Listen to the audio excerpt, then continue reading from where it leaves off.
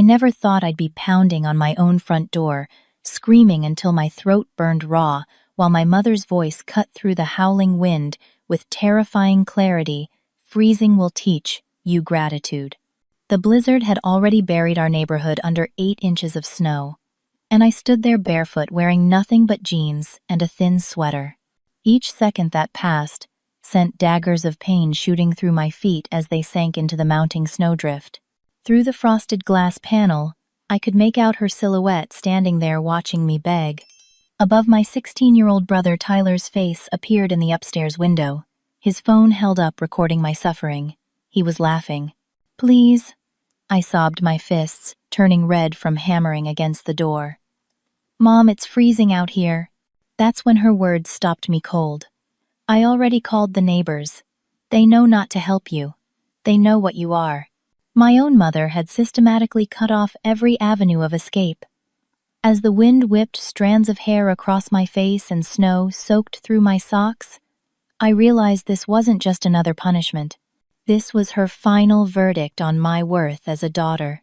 I had no phone, no money, no shoes.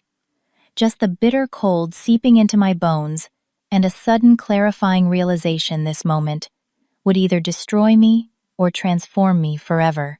And despite everything, I wasn't ready to let the cold win. 3 months earlier, I'd moved back home with my bachelor's degree in marketing and $600 to my name. The job market had chewed me up and spit me out after 27 rejections. Moving back in with my mother was my last resort, something she never let me forget. "You always thought you were too good for this town," Mom said the day I arrived, watching me unpack my meager belongings in my old bedroom. She leaned against the doorframe, arms crossed. At 48, Deborah Sullivan still turned heads, with her carefully maintained appearance, dyed auburn hair, without a single gray, showing expensive clothes that emphasized her slim figure. The picture-perfect suburban mom. "Guess college wasn't the golden ticket you thought it would be." I forced a smile. "It's just temporary, Mom, until I find something." Well, Warren and I had gotten used to having the space. She glanced around the room as if mentally reclaiming it. My stepfather Warren had married Mom when I was 15, and they'd had Tyler a year later. Warren was quiet, successful, and mostly absent, working long hours at his insurance firm downtown. That first week, I discovered all the house rules that applied to me, but not to Tyler. I had a curfew of 10 o'clock. I needed to contribute by doing most of the housework. I couldn't have friends over without 24-hour notice. My car, my one possession of value, needed to be available for family use. One morning I came downstairs to find Mom going through my purse. "What are you doing?" I asked, freezing on the bottom step. "Making sure you're not bringing drugs into my house," she said, without looking up, as if it were perfectly normal. "I don't do drugs, Mom. I never have," she scoffed. "Everyone your age does something." That afternoon I met Amy Peterson while collecting the mail. She lived across the street with her husband and toddler daughter. "You must be Clara," she said with a warm smile. "I've seen you coming and going. Just moved back." We chatted for a few minutes about the neighborhood. As I turned to leave, she hesitated. "I hope this isn't weird, but is everything okay at home?" The other day I heard some shouting. Heat crept up my neck. "Oh, Mom and I just disagree sometimes. Nothing serious." Amy nodded, but her eyes held concern. "Well, I'm right across the street if you ever need anything." That evening, Mom confronted me in the kitchen. "I saw you talking to Amy Peterson. What did you tell her?" "Nothing. We were just being neighborly." Mom's eyes narrowed. "Don't air our family business. People in this town talk Clara, remember that?" Later that night, I found my resume files corrupted on my laptop. The thumb drive where I kept backups was missing from my desk drawer. When I confronted Tyler, he just shrugged with that half-smile I'd grown to hate. "Maybe you should be more careful with your stuff," he said, mimicking Mom's tone perfectly. That night, I lay awake, realizing my mother didn't see me as her daughter returning home. She saw me as a threat to the perfect life she'd built, a reminder of her past and her failures. and she was teaching my brother to see me the same way. 2 weeks later, I landed an interview with Weston Marketing Group, the only decent firm within commuting distance. I spent 3 days preparing, researching the company, and practicing potential questions. The night before, I carefully laid out my only interview-appropriate outfit: a navy pencil, skirt cream, blouse, and matching blazer. I even splurged on having them professionally pressed with money I couldn't afford to spend. The morning of the interview, I woke up early to find my clothes missing from the hanger. I raced downstairs in a panic to find Mom in the laundry room, my cream blouse soaking in a sink of rust-colored water. "What happened?" I gasped, pulling the ruined fabric from the water. "Oh!" Mom's hand flew to her mouth in practiced surprise. "I was pre-treating that red wine stain, and must have used the wrong detergent. It reacted with the fabric." "I'm so sorry, honey." I stared at the blouse, now permanently stained with rusty streaks. There was no wine stain. Of course there was. Right on the collar. Her voice remained perfectly calm. "You probably didn't notice." And my skirt and blazer. In the wash. They were wrinkled. They were professionally pressed. Mom's expression hardened. "Don't raise your voice at me in my house." I closed my eyes, fighting back tears. "The interview is in 2 hours." "Well, you have other clothes. You always make do, don't you? That's what you're good at." I called my friend Jennifer in desperation. We'd been close since high school, and even though she lived 30 minutes away in Oak Ridge, she came through. She brought a simple black dress that wasn't perfect but would work. I made it to the interview 10 minutes late, flustered and underprepared. Afterward, Jennifer took me to lunch at a diner far enough from home that we wouldn't run into anyone Mom knew. "You can't keep living there," she said, stirring her coffee. "Clara, what your mom's doing isn't normal." "I know." I picked at my sandwich. "But I need to save up first. I can't make rent on part-time retail work." "You could stay with me. My roommate's moving out next month." I considered it. "Maybe. Let me see how the interview went first." When I got home that evening, Mom was on the phone in the kitchen. She turned slightly away when she saw me, lowering her voice. "Yes, we're very concerned. So, behavior becoming erratic. The stress of failing after college.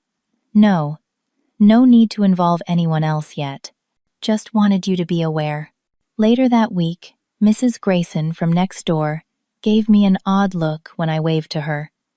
Mr. Davis, across the street, actually crossed to the other side when he saw me coming. I realized Mom was systematically poisoning my reputation with the neighbors, creating a narrative of an unstable daughter who couldn't be trusted. Meanwhile, Tyler had taken to following me around the house, recording me on his phone. "What are you doing?" I asked, irritated as he pointed the camera at me while I made coffee.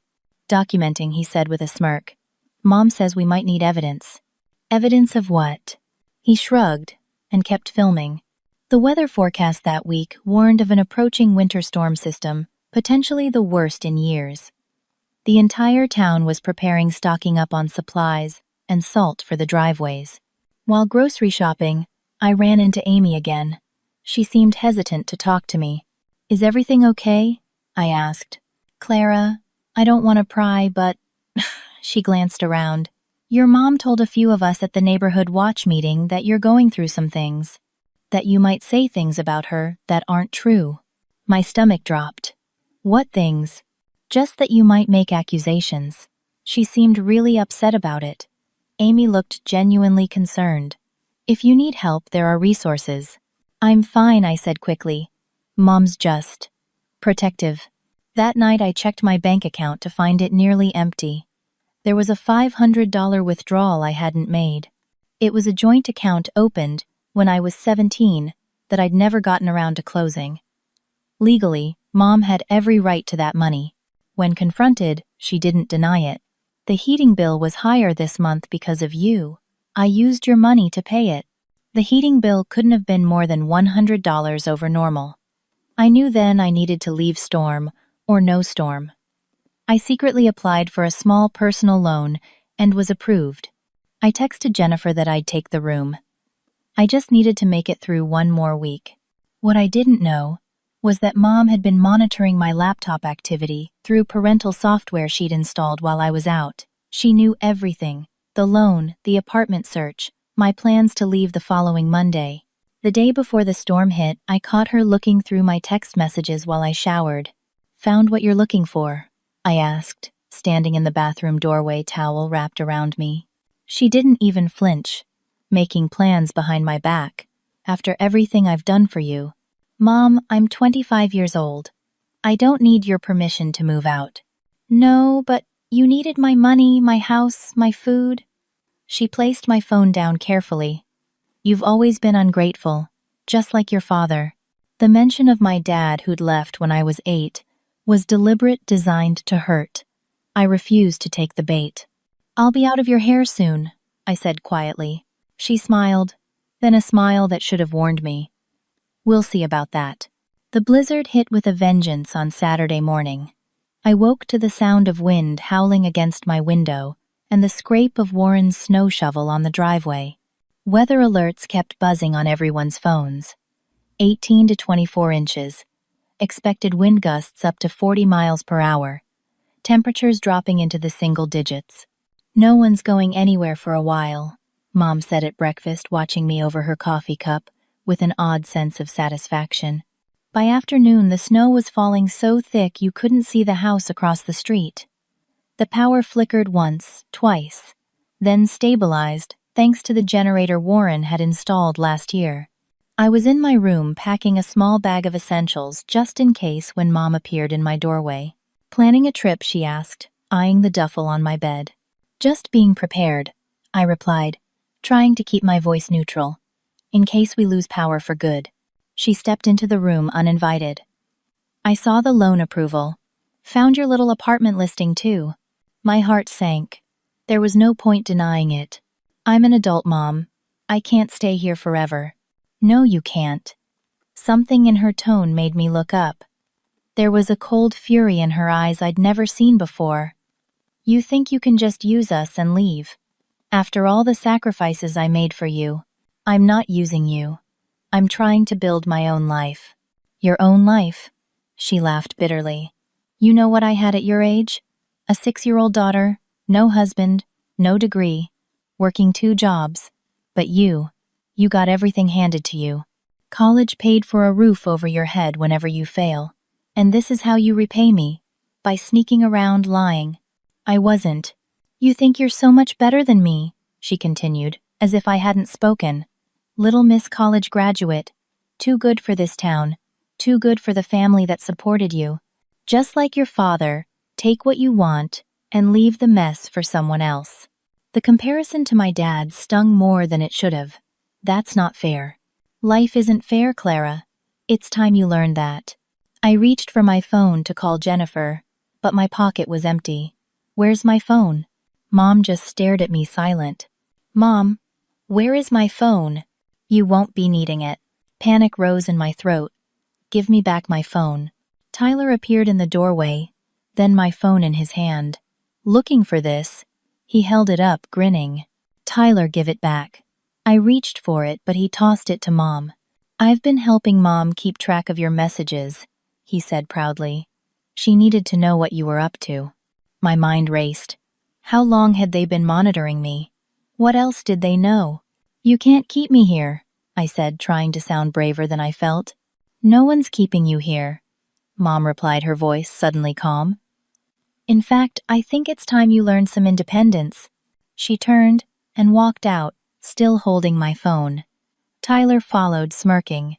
Confused and unsettled, I went after them down the stairs, to the kitchen, where Warren was making coffee. "Warren?" "They took my phone," I said. He barely looked up. "Not my business, Clara." "Tell her," Warren, Mom prompted. "Tell her what we discussed." Warren sighed, finally meeting my eyes. "Your mother and I think it's best if you find other arrangements sooner rather than later." In a blizzard, I stared at him in disbelief. "You can't be serious." "You've been disrespectful to your mother," he continued mechanically. "Ungrateful for everything she's done." I realized then he was reciting words Mom had fed him. Warren had never been cruel, just absent, distant, willing to go along with whatever kept the peace.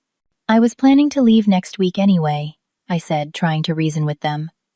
Once the storm passes, we know all about your plans, Mom interrupted. The loan, the apartment, the lies. I won't have a liar under my roof. I'm not lying about anything. There you go, raising your voice again, Mom said, with exaggerated patience. Warren, do you hear how she speaks to me? Warren looked uncomfortable, but said nothing. Tyler, Mom said, go get my coat from the hall closet. Tyler disappeared and returned with Mom's heavy winter coat. She took it, then looked at me with a cold smile. You want independence? Fine, you've got it. Before I could process what was happening, she had grabbed my arm and was pulling me toward the back door. I stumbled, caught off guard by the sudden movement. What are you doing? Stop. Ungrateful children don't get to enjoy the comforts of my home, she said, her voice eerily calm as she opened the door. A blast of freezing air and snow hit us both. Mom, please, I begged, suddenly understanding her intent. It's freezing out there. Yes, it is. Maybe the cold will teach you some gratitude. With surprising strength, she pushed me backward through the doorway. I stumbled, arms windmilling, and fell backward onto the snow-covered patio. Mom. I scrambled to my feet, but she was already closing the door. Through the glass, I saw Warren standing behind her, looking conflicted but making no move to help me. Tyler appeared beside them, phone raised, recording everything. Please, I begged, pounding on the glass door. I don't have shoes. I was wearing only jeans, a sweater, and thin socks, clothes for inside a heated house, not a blizzard. Mom leaned close to the glass. Freezing will teach you gratitude, she said, enunciating each word clearly so I could read her lips. Then she closed the blinds, leaving me staring at my own reflection in the glass. The wind cut through my sweater like it wasn't even there. Snow immediately began soaking through my socks. I pounded on the door again and again, screaming for someone to let me in. The back porch light went out, plunging me into darkness, broken only by the faint glow from upstairs windows. Looking up, I saw Tyler's face pressed against his bedroom window phone, still recording, laughing as I stood barefoot in the growing snowdrift. The first 5 minutes outside felt like an eternity. My feet burned with cold, then began to go numb, which I knew was an even worse sign. The temperature had dropped to 11 degrees, according to the outdoor thermometer mounted by the garage, and the wind chill made it feel much colder. I tried the back door handle repeatedly, even though I'd heard the distinctive click of the deadbolt. All the windows on the ground floor were locked. Mom was always paranoid about security. The garage door had an external keypad, but Mom had changed the code after I'd moved back home. The only entrance I hadn't tried was the front door. Stumbling through nearly knee-deep snow, each step sending shards of pain through my increasingly numb feet, I made my way around the side of the house. The snow had drifted higher here, and my sock-covered feet punched through the crust, scraping against the frozen layer beneath. When I reached the front porch, my socks were already torn and soaked, with what I realized with horror was my own blood. I pounded on the front door, sobbing. Please, I'm freezing out here. Just let me get my coat and shoes. No response. The living room curtains were drawn tight. Panic rising, I looked across the street to the Petersons' house. Lights were on, warmth and safety just 50 yards away. I stumbled down the front steps, nearly falling as my frozen feet refused to cooperate properly. The wind sliced through my thin sweater snow, pelting my face and sticking to my hair. By the time I reached the Petersons' front door, I was shaking uncontrollably. I pressed the doorbell with fingers that had turned an alarming shade of white, then pounded on the door when no one immediately answered. Amy opened the door, her toddler balanced on her hip. Her expression of welcome froze when she saw me. Clara, what on earth? Please, I gasped, teeth chattering so hard I could barely speak. My mom locked me out. I don't have shoes. I just need to call someone. Amy's husband appeared behind her. What's going on? Amy turned to him. It's Clara from across the street. She says she's locked out. Please, I repeated, taking a step forward. Amy stepped back, blocking the doorway. Clara, Your mom called 20 minutes ago. She said you'd had some kind of episode, that you might come here. I stared at her in disbelief. Episode? Look at me. I'm barefoot in a blizzard. She said you might hurt yourself to get sympathy. Amy looked genuinely conflicted. She asked us not to let you in for your own safety. Said the police are on their way to help. There are no police coming. She pushed me out without shoes or a coat. I was sobbing, now the tears freezing on my cheeks. Please, I just need to warm up. You can call the police yourself if you want. Amy's husband placed his hand on the door. We can't get involved in family issues. Your mom said you need professional help. Just call someone else then. Anyone. I think you should go home, Clara, Amy said softly. Work things out with your mom. The door closed in my face. I stood there stunned as the porch light went off, leaving me in darkness. My feet were now completely numb, a dangerous sign. I knew from basic first aid that frostbite could set in within 30 minutes in these conditions. How long had I been outside already? 15 minutes. 20. The Davises lived 2 houses down. Stumbling through the deepening snow, I made my way to their house, each step more difficult than the last. By the time I reached their door, the skin on my feet was splitting open, blood seeping through my tattered socks and leaving faint pink stains in the snow behind me. Mr. Davis opened the door just enough to see who was there. When he recognized me, his expression hardened. Clara, go home. Please, I begged. I just need... Your mother already called. We know about your condition. What condition? Look at me. I'm freezing to death. She said you'd say anything for attention. He started to close the door. Wait. I wedged my foot in the door, wincing at the pain that shot through my frozen limb. Call the police then. If I'm really having some kind of episode, they can handle it. Please. Remove your foot, or I will remove it for you, Mr. Davis said coldly. I withdrew my foot, and the door slammed shut. Desperation mounting. I stumbled to the next house, and the next. The Wilsons, the Garcias, the Bennetts. Each time the same response. They'd been warned about me, told not to let me in, to call my mother if I showed up. No one would even let me use their phone. My mother had been methodical, I realized. She'd spent weeks laying the groundwork, telling neighbors I was unstable, dangerous, manipulative. And they'd all believed her, because she was Deborah Sullivan, PTA, President Charity Organizer, pillar of the community. By the 6th house, I could no longer feel my legs below the knees. My fingers were stiff and useless. My core temperature was dropping dangerously. The violent shivering had given way to a deep, pervasive numbness that I knew was a bad sign. The wet socks had frozen to my feet, the blood congealing in ice crystals that tore at my skin with every step. I had only one option: left the house at the very end of our street. It was set back from the others, partially hidden by a stand of pine trees. An elderly man lived there alone, Thomas Howard, a widower who rarely participated in neighborhood events. I'd seen him occasionally tending his garden or collecting his mail, but we'd never spoken. Would my mother have thought to call him too? It was my last hope. The distance seemed impossible, perhaps 200 yards, but it might as well have been miles in my condition. The snow was falling so heavily now that visibility was down to just a few feet. The wind cut through my sweater like it wasn't there. Each step was agony, as feeling began returning to my feet in burning waves of pain. Halfway there, I felt my legs, simply giving out. The snow cushioned my fall, but the wetness immediately began soaking through my jeans. Part of me, a small, treacherous part, whispered how easy it would be to just stay there, to let the cold take me. The pain would stop.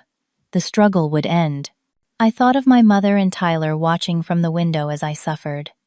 I thought of the neighbors who'd turned me away. The anger that surged through me provided one last burst of energy. Not like this, I whispered, forcing myself back to my feet.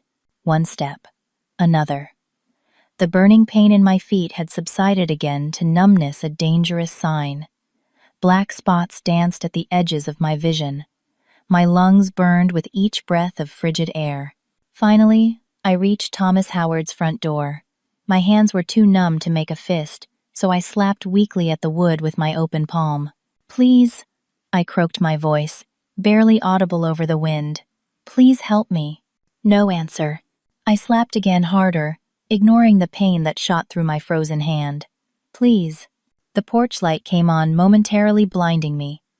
The door opened a crack, revealing an elderly man with white hair and suspicious eyes. "What on earth?" he began. Then his eyes widened as he took in my condition. "Good God, child. What happened to you?" "My mother," I managed to say before my legs buckled beneath me. "She locked me out. No one would help." The last thing I remembered was Thomas Howard's alarmed face as he lunged forward to catch me before I hit the ground. I woke to warmth and the smell of something medicinal. For a moment I thought I was in a hospital, but the ceiling above me was wood-paneled, not institutional tile. I tried to move and gasped at the pain that shot through my feet and hands. "Easy now," said a gravelly voice. "Don't try to move too much yet."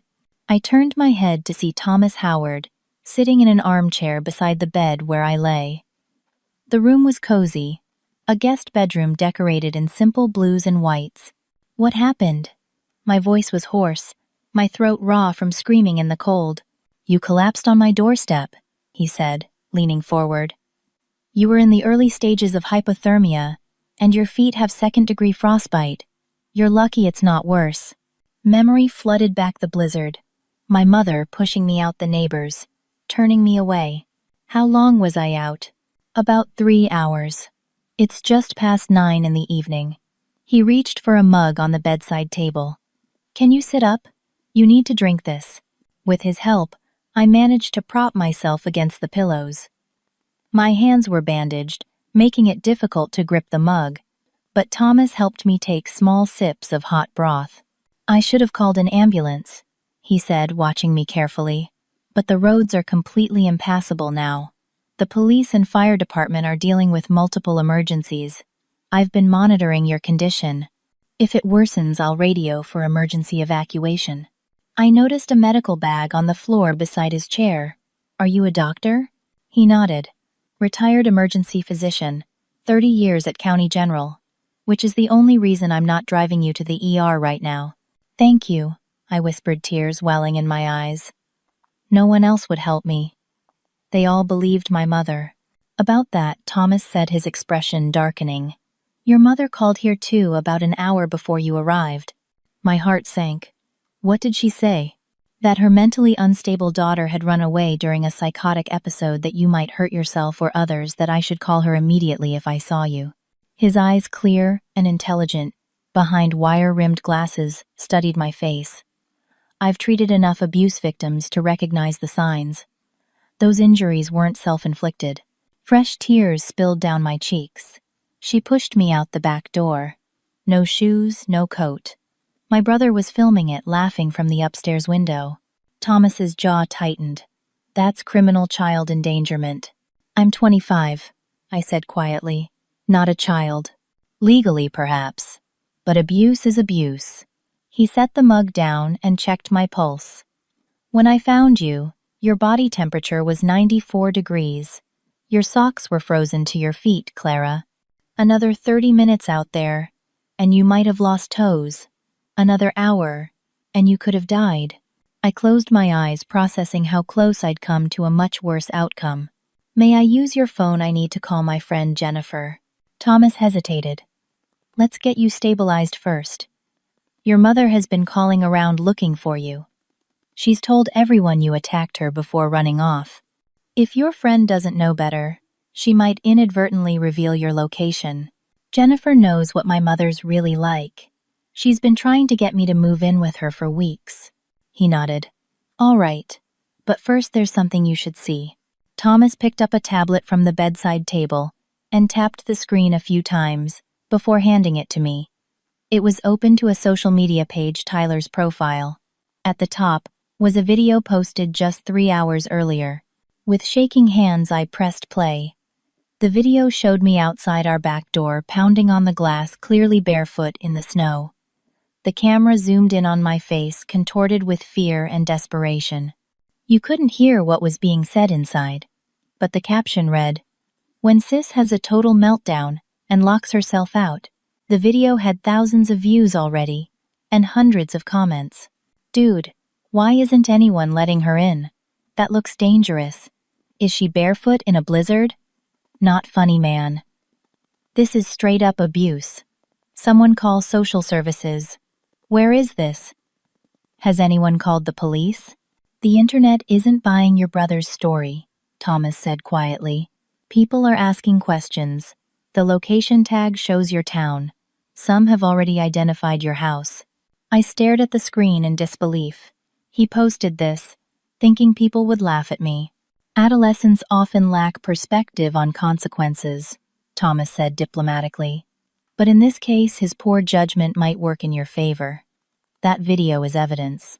A new comment appeared as I watched. "Update, police have been notified. This is in Lakewood, PA. Authorities are aware." The door to the bedroom opened, and an elderly woman entered carrying a tray with more soup and what looked like medical supplies. "This is my sister Margaret," Thomas explained. "She lives next door but stays with me during bad weather. She's been helping me treat your frostbite." Margaret gave me a gentle smile. "How are you feeling, dear? Ready for me to change those bandages?" I nodded, still processing everything. While Margaret carefully unwrapped the bandages on my feet, Thomas excused himself to make a phone call. "Your feet will recover," Margaret said as she worked. "Thomas caught the frostbite early enough. It'll be painful for a while, but you shouldn't have permanent damage." I winced as the bandages came off, revealing skin that was red, blistered, and swollen. "Thank you for helping me." "Of course, dear. What happened to you was terrible." She applied some sort of ointment that immediately soothed the burning sensation. "Thomas and I have lived in this neighborhood for 30 years. We've watched your mother's methods from a distance. You're not the first person she's hurt." Before I could ask what she meant, Thomas returned, his expression grim, but determined. "I've contacted a friend at the police department," he said. "Given the weather, they can't get here until morning, but they're taking this seriously. I've also spoken to a colleague who specializes in family trauma. She'll help us navigate the legal aspects when you're ready." "I can't go back there," I said, the fear returning in a rush. "You won't have to," Thomas assured me. "Not now, not ever. What your mother did was criminal. The video evidence combined with your injuries will be more than enough for a restraining order at minimum. She'll deny everything. Say I did it to myself. Medical evidence doesn't lie, Clara. And neither does that video." He sat beside the bed. "But first things first. You mentioned a friend, Jennifer, let's call her." Jennifer answered on the second ring, her voice frantic. "Clara, I've been trying to reach you for hours." "It's a long story," I said, voice breaking. "Mom locked me out in the blizzard. Barefoot." "Oh my God," Jennifer gasped. "Are you okay? Where are you?" I explained everything, the confrontation, being pushed outside the neighbors, refusing to help finding Thomas. "I've seen the video," Jennifer said, her voice tight with anger. "Tyler posted it thinking it made you look crazy, but everyone's freaking out about why you're outside barefoot in a blizzard. Someone recognized your house and called the police." "Thomas already contacted them," I said. "But they can't get here until morning because of the roads." "I'm coming to get you as soon as the plows clear the highway," Jennifer insisted. "They're saying that might be by noon tomorrow. You can stay with me as long as you need." After hanging up, Thomas brought me a bowl of soup and some toast. "You need to keep your strength up. Your body's been through severe trauma." As I ate, he explained the treatment plan for my frostbite and the symptoms to watch for. The medical talk was oddly comforting, clinical, precise, focused on healing rather than the horror of what had happened. "Thomas," I said when he'd finished, "why did you help me when no one else would?" He was quiet for a moment. "2 reasons. First, I'm a doctor. I recognize genuine medical distress when I see it. Second," he hesitated, "I know what it's like to be disbelieved. My late wife suffered from depression that her family insisted was just attention-seeking. They prevented her from getting help for years. By the time I met her, the damage was extensive. I'm sorry, I said softly. It was a long time ago, but I learned to recognize the signs of someone being systematically isolated and discredited. He adjusted his glasses. Your mother has been quite methodical in building her narrative about you to the neighbors. I've observed it from a distance but had no grounds to intervene until now. Before we could discuss it further, his tablet chimed with a notification. It was another social media alert. Tyler had posted a new video. This one showed the aftermath of my departure. Mom was speaking directly to the camera, tears in her eyes, the perfect picture of a concerned mother. We're so worried about Clara, she said, voice trembling. She's been struggling since coming home from college. Today she had some kind of breakdown, ran outside without shoes during the worst blizzard in years. We tried to stop her, but she was out of control. Warren stood awkwardly behind her, nodding on cue. If anyone sees her, please call us immediately. She needs professional help. This video had fewer likes and many more critical comments. Why was she barefoot? In the earlier video, no one takes their shoes off during a breakdown in a blizzard. The girl was clearly trying to get back in the first video. This doesn't add up. Someone call CPS on these people. This is abuse.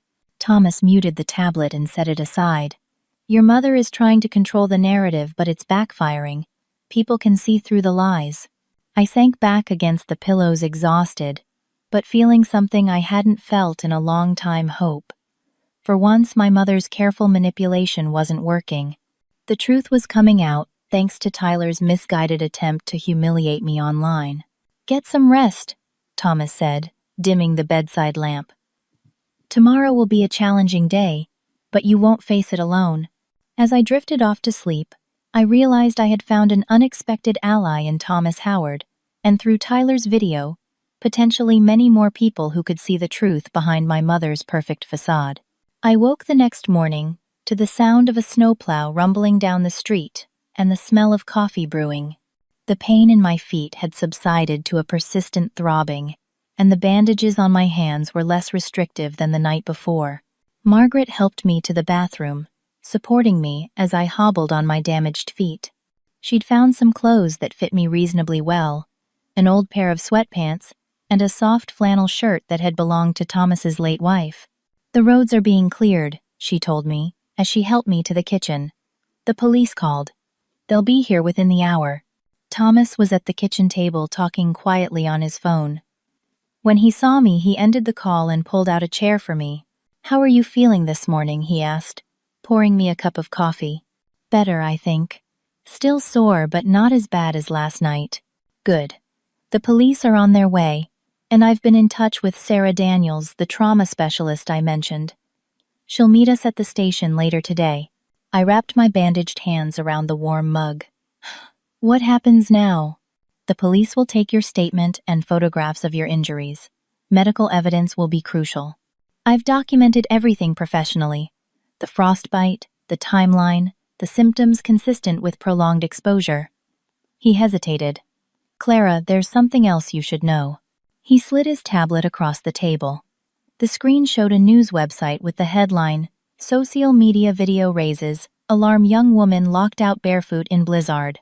Below was Tyler's original video now, with over 100,000 views.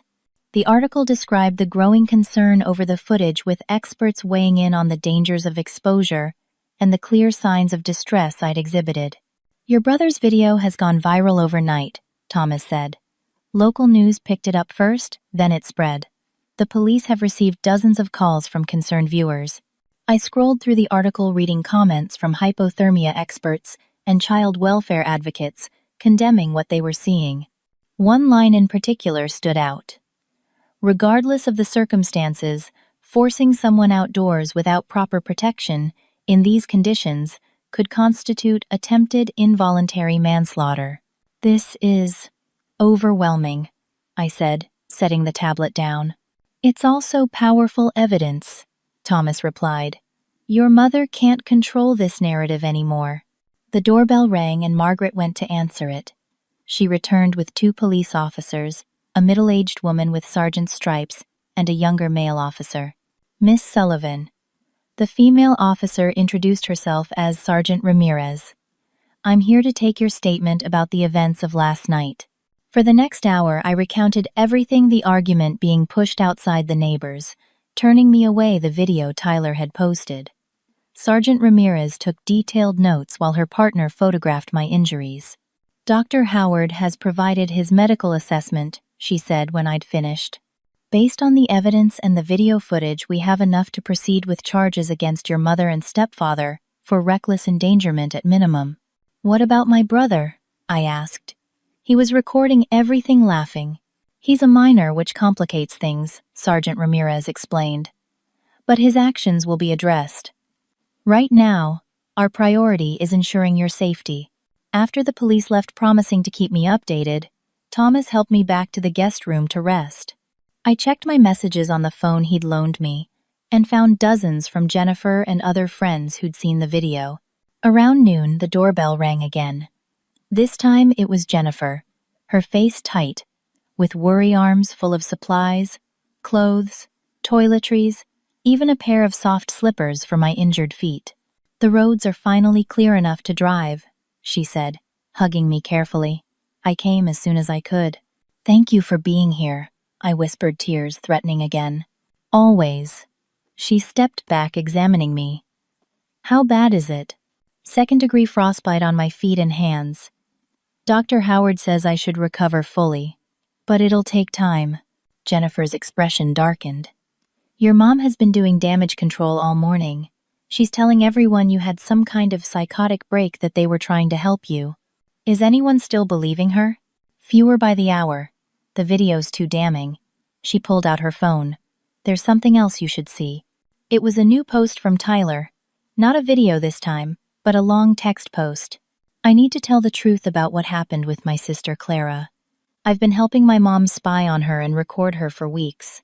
Last night, Mom pushed Clara outside during the blizzard because she found out Clara was planning to move out. Mom took her phone and locked all the doors. Clara didn't have shoes or a coat. I recorded her suffering because Mom told me to get evidence of Clara being crazy. I thought it was funny at the time. Now I realize we could have killed her. I'm sorry, Clara. I'm telling the police everything. I stared at the screen, speechless. He posted that an hour ago, Jennifer said. Your stepfather responded by posting that Tyler is confused and manipulated by you. But no one's buying it anymore. The police returned that afternoon with a victim advocate named Sarah Daniels, the specialist Thomas had mentioned. She explained the legal process ahead and helped me file for an emergency protective order against my mother, Warren, and reluctantly Tyler. Your brother's confession complicates things, Sarah explained. He's showing remorse, which is important, but he still participated in actions that could have killed you. By evening, news vans had gathered at the end of Thomas's driveway. The story had spread beyond local news to regional outlets. Sarah helped me draft a brief statement which Thomas delivered on my behalf. Clara Sullivan is recovering from her injuries and cooperating with authorities.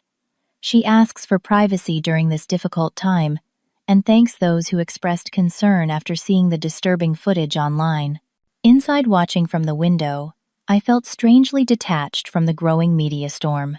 Jennifer sat beside me, scrolling through messages of support from friends and even strangers who had seen the video.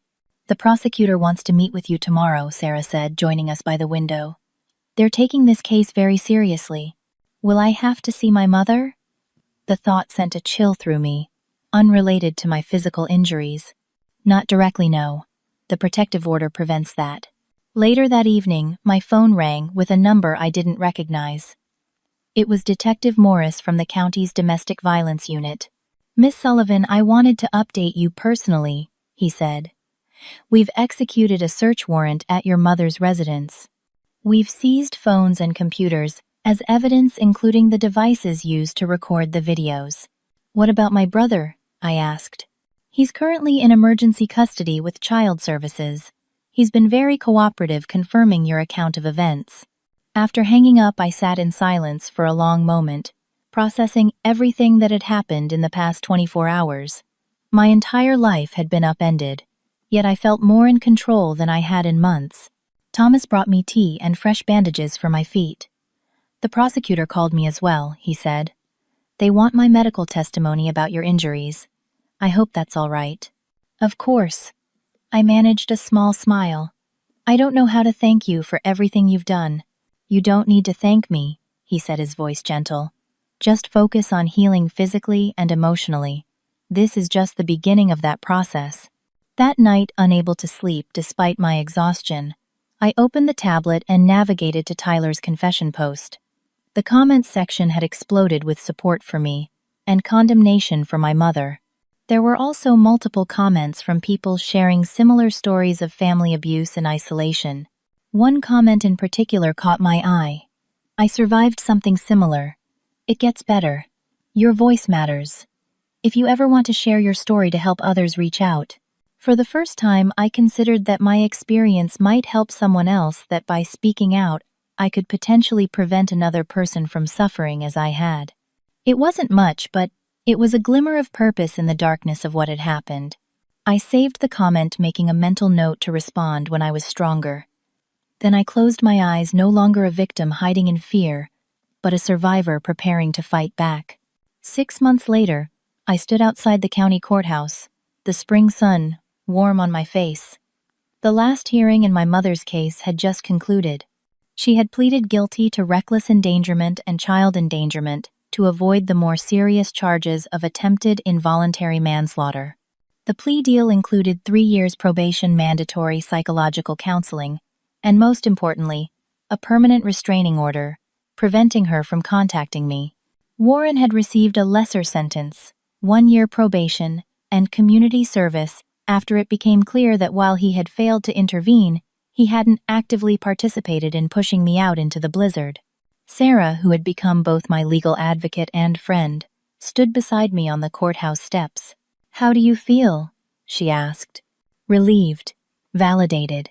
I searched for the right words, like I can finally move forward.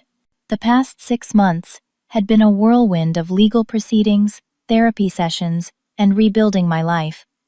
The physical injuries had healed within weeks, my feet and hands fully recovered, with only faint scars as reminders.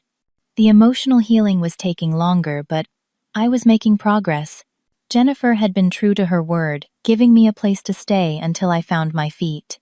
With the help of a victims' compensation fund and a successful personal loan application, I'd secured my own small apartment near the marketing firm that had eventually hired me.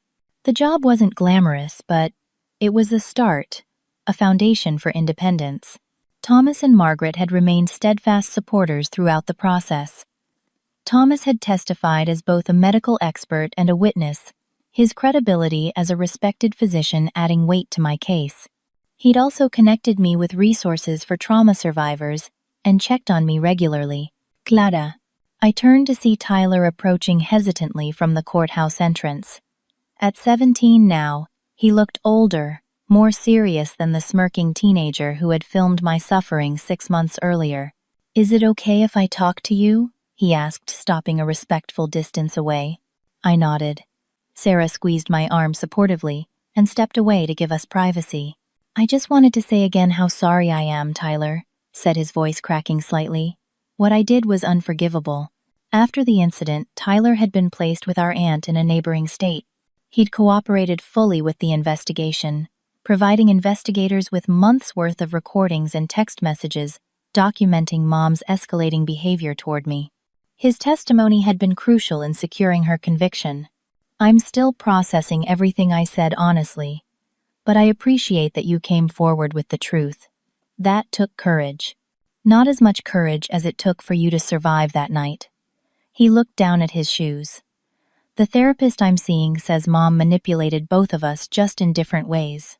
She turned me into her accomplice by making me think what we were doing was normal or justified. I believe that I said quietly, "You were a child under her influence." "That doesn't excuse it." He met my eyes directly. "I'm trying to be better, to understand how I got so lost." We talked for nearly an hour, sitting on a bench in the courthouse garden. Tyler told me about his new school, his therapy, how our aunt was providing the stable environment he'd never really had.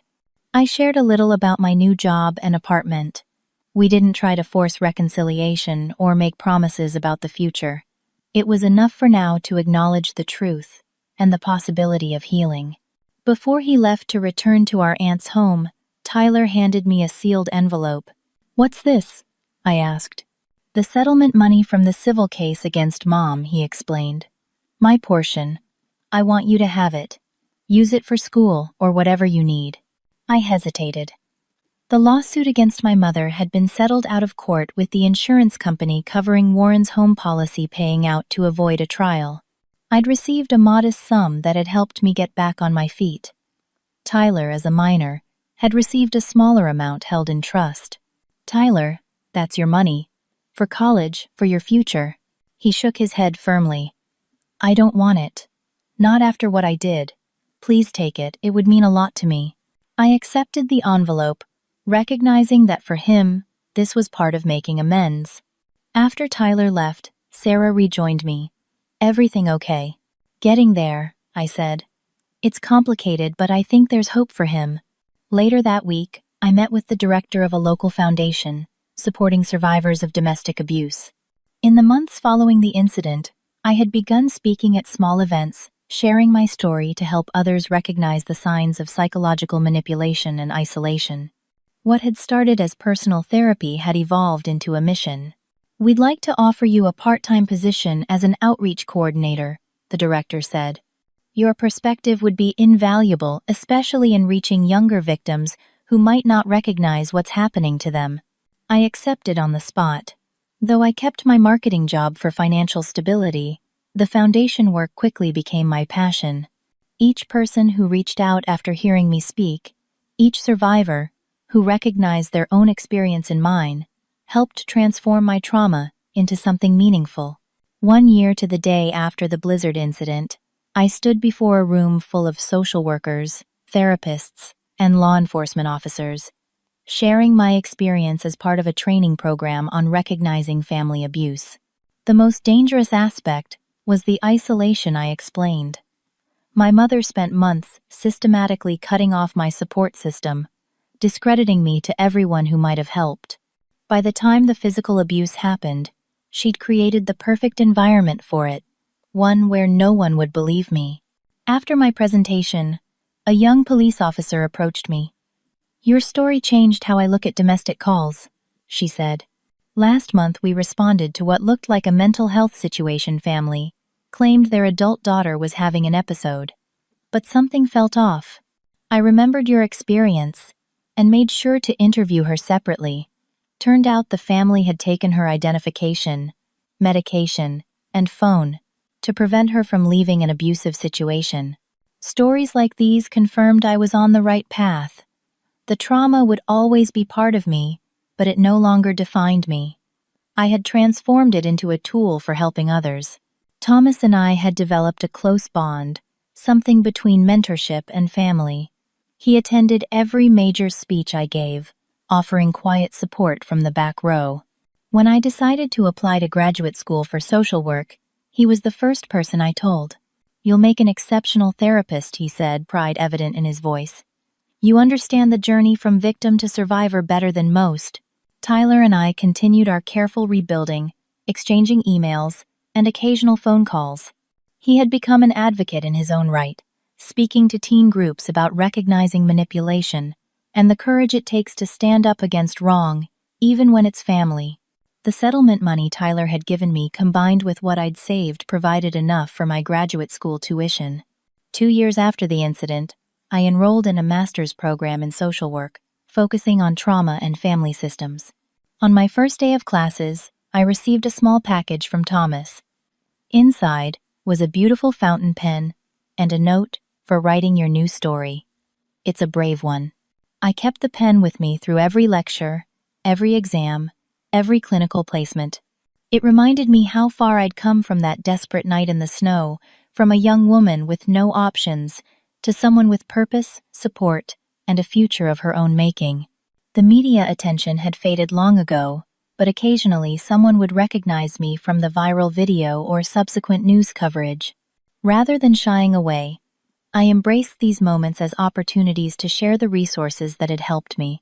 What my mother and brother had intended as humiliation had instead become a platform for reaching others trapped in similar situations.